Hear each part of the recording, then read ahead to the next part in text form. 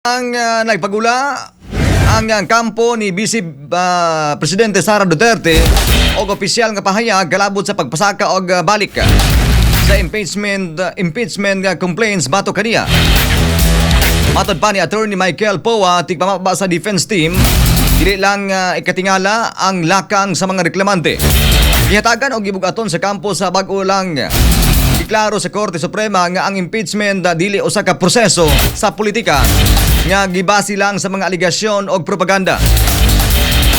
Hinunua kini usa ka mekanismo sa konstitusyon nga gikinahanglan musubay sa mga sumbanan, ebidensya o gustong proseso.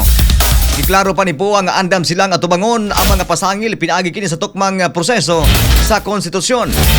Masaligon usab ang kampo nga ang patas og walay gidapigang pagdungog, magpamatuod nga walay basihan sa kamatuoran og balaod lang ang balaod ang mga akusasyon.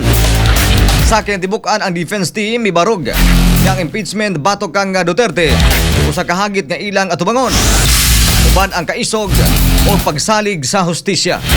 Express Balita.